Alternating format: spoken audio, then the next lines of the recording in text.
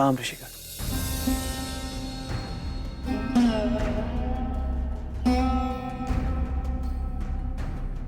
ऋषिकर, आप लोग पक्षी के रूप में और आपकी आंखों में आंसू और स्वर में दर्द का कारण क्या है? बताइए ऋषिकर। सम्राट, कल महादानी ऋत्विक ध्वज मृत्यु को प्राप्त हो जाएंगे।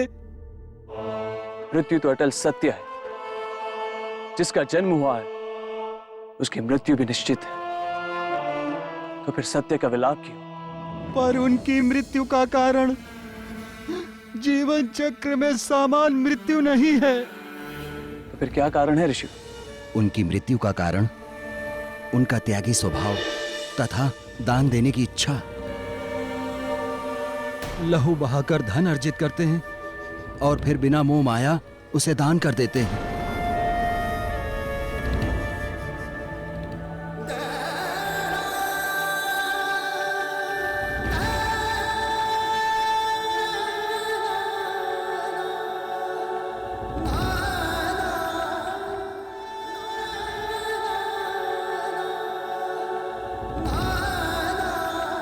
ऐसे त्यागी दानवीर की कल मृत्यु हो जाएगी, उसी का दुख है। किंतु ऋषि, इतने कष्ट सहकर अर्जित किए हुए धन को ऋत्विक ध्वज दान क्यों कर देते हैं? उनके इस त्याग का कारण क्या है? चक्रवर्ती सम्राट, सच्चा दान वो होता है जो कष्ट सहकर और परिश्रम से प्राप्त हुए धन को किया जाता है। रखे हुए धन का दान सही अर्थों में दान नहीं होता। ऐसे सर्वश्रेष्ठ त्यागी के हाथों दान लेने का सौभाग्य कल के बाद सदा सदा के लिए छिन जाएगा।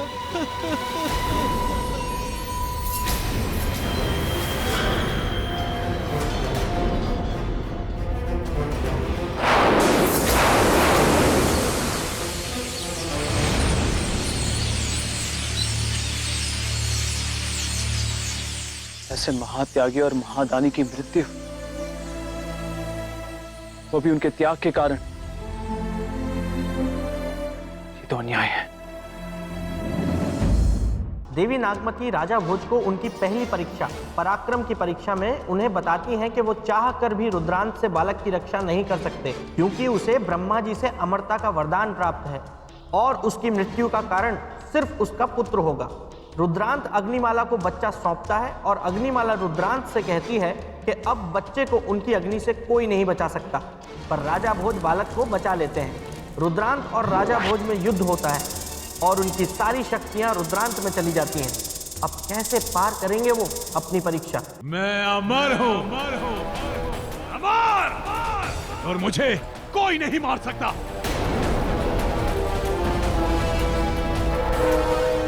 नागमती, अच्छा हुआ तुम स्वयं चली आई मेरे इस यज्ञ की आहुति में मेरा साथ देने।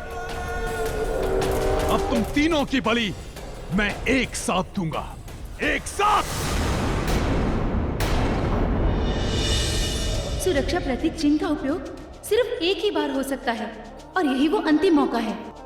राजन, ज्योतिषाचार्य ने कहा था कि इस बालक के जीवन पे संकट आएगा तो ये प्रतीक चिन्ह इसकी रक्षा करेगा।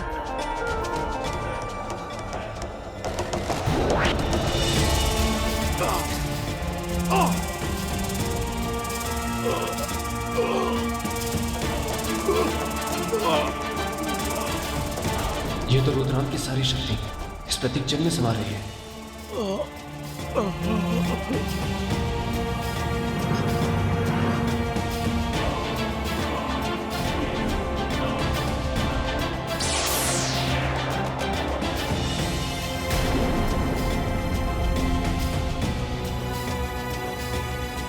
रुद्रांत इस संसार में कोई भी अमर नहीं, सबकी मृत्यु निश्चित है।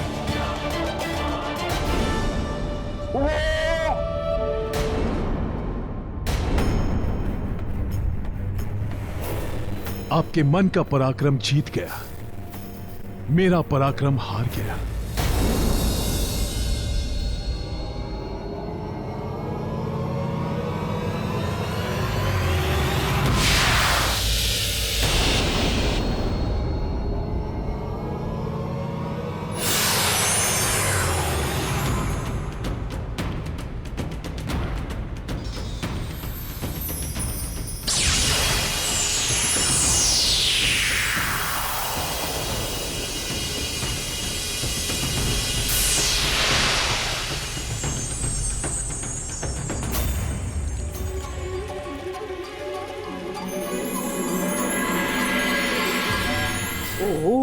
राजा भोज ने तो पराक्रम की पहली परीक्षा पार कर ली।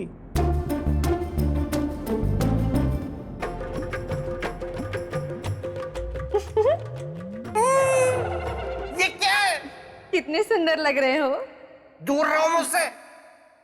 तो और क्या करूं? ना ही तुम मुझे बता रहे हो ये है कौन? कब से बनाए बैठे हो मौन?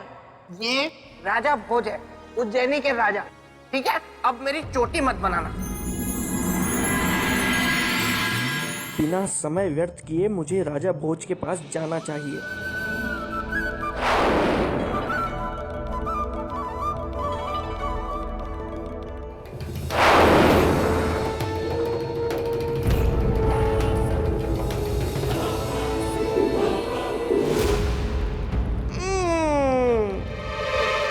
राजन, आप फिर से यहाँ इसी गुफा में आ गए।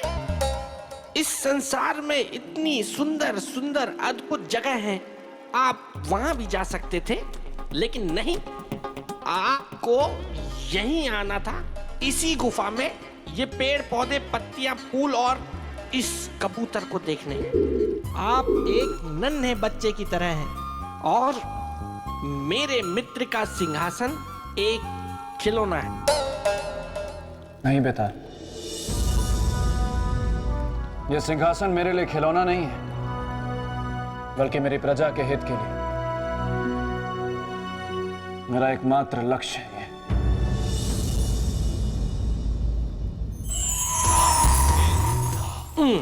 बेताल, महामाया, तुम अभी यहीं हो बेताल? नहीं नहीं महामाया, मैं तो राजा भोज के साथ युद्ध के लिए गया था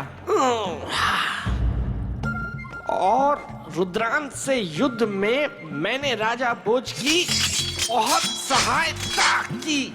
बहुत अच्छा किया बेताल। अब एक और अच्छा कार्य करो। बोलिए। यहाँ से प्रेत भूमि लौट जाओ। मैं कुछ नहीं बोलूंगा इसके बाद। ठीक है, तुम एक भी शब्द नहीं बोलोगे बेताल।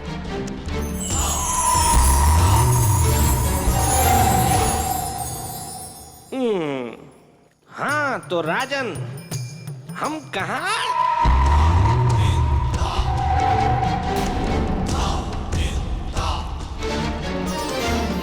तो बताइए राजन, कौन सी बड़ी है, तन की शक्ति या मन की शक्ति?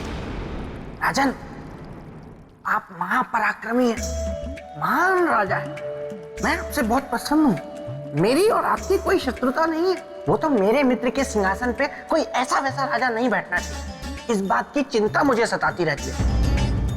परंतु जिस तरह आपने रुद्रांत के साथ युद्ध किया और नागमती के पुत्र की रक्षा की, मैं आपसे बहुत प्रभावित हो गया हूँ। और अब मैं चाहता हूँ कि आप मेरे मित्र के सिंहासन पे बैठे। इसके लिए आपको प्रश्न का सही उत्तर देना है, और सही उत्तर है तन की शक्ति। बेताल, क्या समझा रहे हो राजा भोज को? कुछ नहीं महामाया, मैं तो इन्हें समझा रहा था कि इन्हें प्रश्न का उत्तर सोच समझ के देना है। बेताल, ये मत भूलो कि तुम सम्राट विक्रमादित्य के परम मित्र हो, इसलिए हम तुम्हें कुछ नहीं कहते, किंतु तुम्हें अपनी सीमाएं नहीं भूलनी चाहिए। क्षमा देवी क्षमा, मैं भावनाओं में बह गया, इसीलिए ये कह गया। अब नहीं कहूंगा, अब चुप रहूंगा। तो बताइए राजा, कौन सी बड़ी है, तन की शक्ति या मन की शक्ति? देवी, मेरे विचार से मन की शक्ति सर्वोपरि होती है। अति उत्तम। राजन, अब आप सिंहासन की अगली सीढ़ी की ओर बढ़ सकते हैं।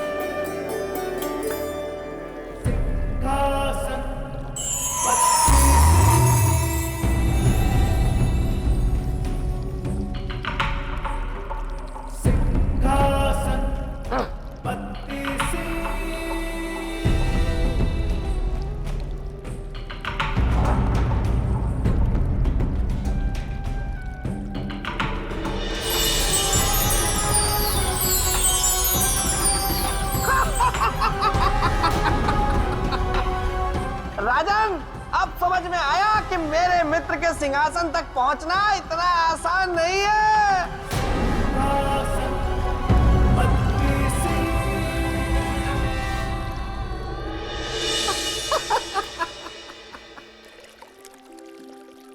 बेताल, मैं जानता हूं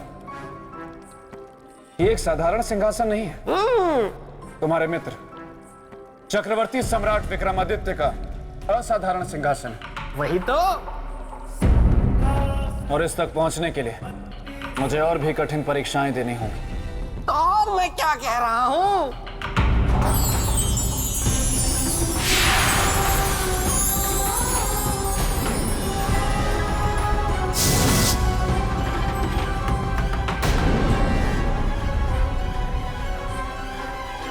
मैं सिंहासन में त्याग की प्रतीक रक्त मंजरी हूं।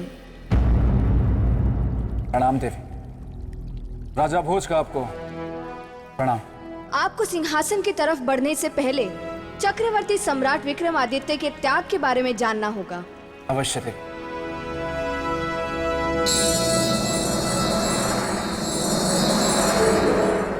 प्रणाम प्रणाम देवी। मैं बेताल।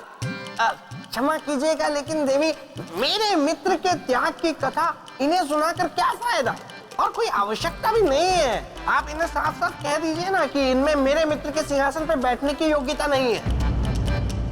बेताल, हमें क्या करना है और क्या नहीं, ये आपको बताने की आवश्यकता नहीं है। पर सिंहासन तो मेरे मित्र का है ना। किंतु बना तो हम 32 पुतलियों से ही है ना। हाँ, वो भी है। इसलिए आप शांत रहिए। हाँ तो राजन, मैं आपको राजा विक्रमादित्य की त्याग की कहानी सुना रही थी। एक दिन विक्रमादित्य की पत्नी चित्रलेखा उनका चित्र बना रही थी।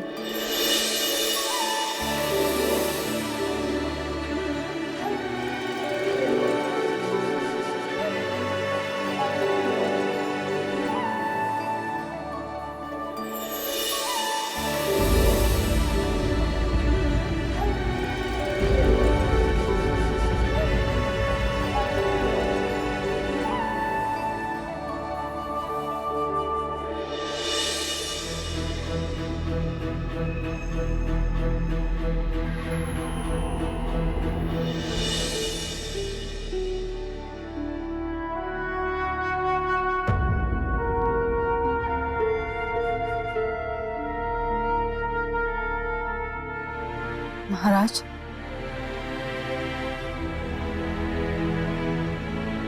आप विश्राम के समय में भी हमें समय नहीं दे रहे। क्या आप नहीं चाहते कि हम आपका यादगार एक और अमर चित्र बनाएं?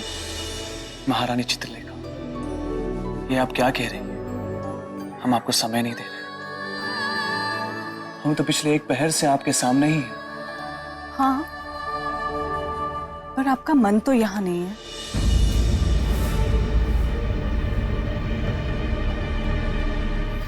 आप तो जानती हैं महारानी कि हमें किस बात की चिंता है।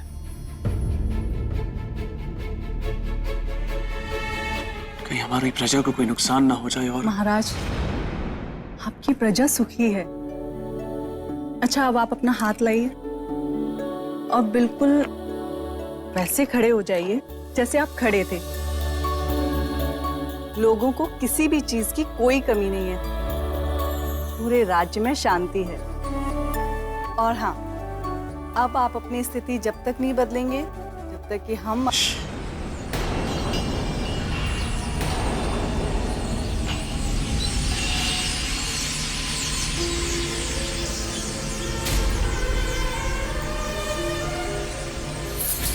क्या हुआ महाराज? शांत महारानी, शांत।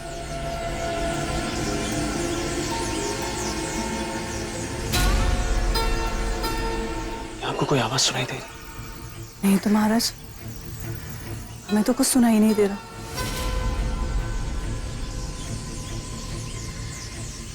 हमें किसी के रोने की आवाज सुनाई दे रही, जैसे कोई विलाप कर रहा।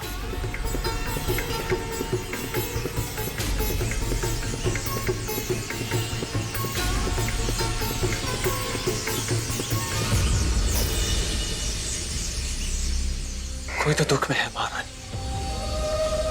पक्षियों के विलाप का स्वर है, उनके रोने की आवाज।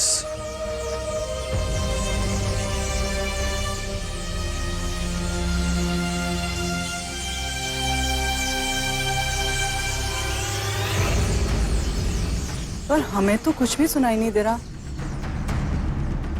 महाराज,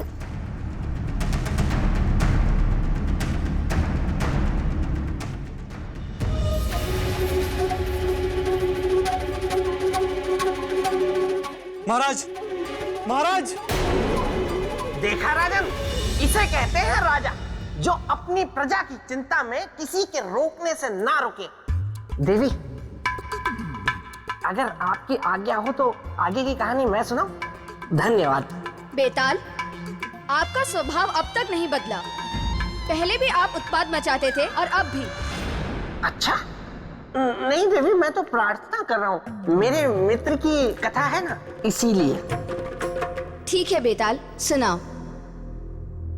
तो राजन, हुआ यूं कि एक बार जब मेरे मित्र विक्रमादित्य छोटे थे तो उन्होंने देखा कि उनके घर में एक बिल्ली दूध पी रही थी और पूरा पतीला चाट गई। बेताल!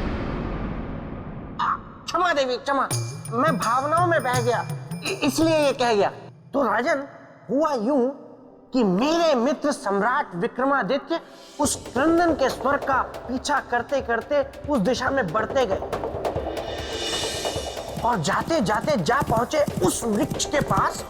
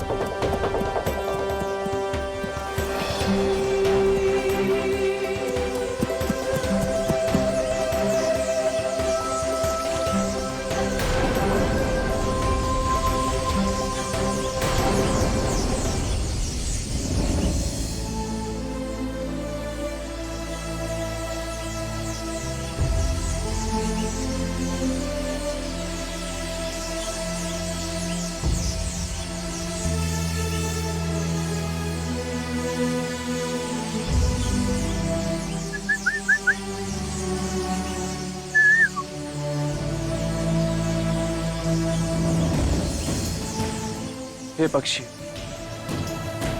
हमारे राज्य में किसी भी वस्तु की कमी नहीं है। सारे सुख और सुविधाएं, प्रजा से लेकर पशु पक्षी तक, सभी सुखी और संतुष्ट हैं। फिर आपके दर्द का कारण क्या है?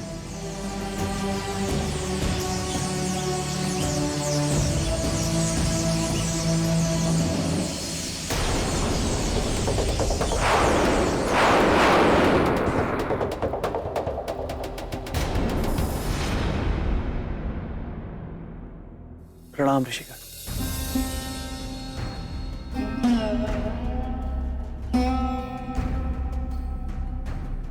ऋषिकर, आप लोग पक्षी के रूप में और आपकी आंखों में आंसू और स्वर में दर्द का कारण क्या है? बताइए ऋषिकर। सम्राट, कल महादानी ऋत्विक ध्वज मृत्यु को प्राप्त हो जाएंगे। मृत्यु तो अटल सत्य है। जिसका जन्म हुआ है उसकी मृत्यु भी निश्चित है। तो फिर सत्य का विलाप क्यों? पर उनकी मृत्यु का कारण जीवन चक्र में समान मृत्यु नहीं है। तो फिर क्या कारण है ऋषि? उनकी मृत्यु का कारण उनका त्यागी स्वभाव तथा दान देने की इच्छा। लहू बहाकर धन अर्जित करते हैं और फिर बिना मोह माया उसे दान कर देते हैं।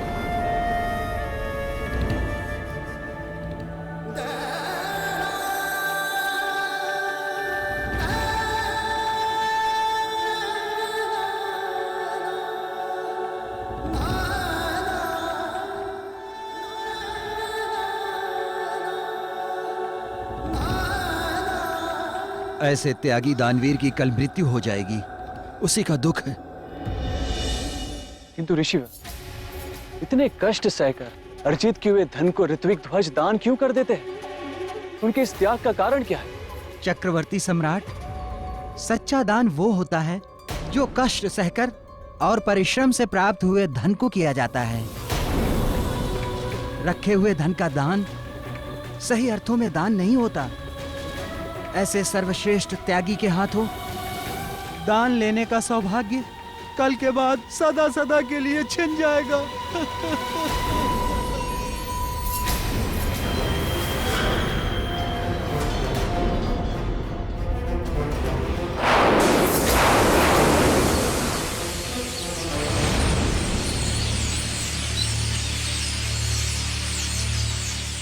ऐसे महात्यागी और महादानी की मृत्यु, वो भी उनके त्याग के कारण, ये तो अन्याय है।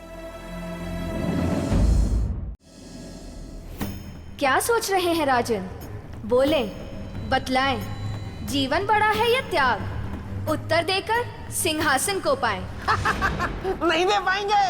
ये इस प्रश्न का उत्तर नहीं दे पाएंगे देवी, क्योंकि इस प्रश्न का उत्तर देना कोई बालकों का खेल नहीं है। राजन, आप तो हार मान लीजिए और यहाँ से लौट जाइए। शांत रहो बेताल। लेकिन देवी, मैं बेताल देवी नहीं।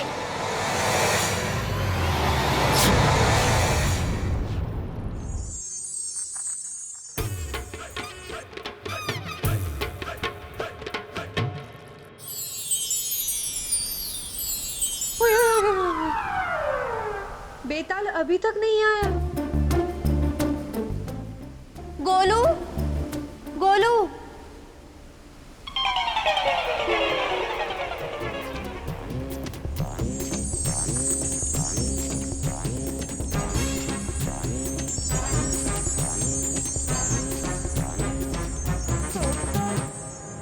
क्या सोच रहे हैं राजन? बतलाएं, जीवन बड़ा है या त्याग? जीवन बड़ा है देवी। जीवन है तभी त्याग, पाने का प्रयास है, खोने का दुख है। जीवन नहीं तो कुछ भी नहीं। जीवन के कारण ही मनुष्य निस्वार्थ त्याग करता है, इसीलिए जीवन ही बड़ा है।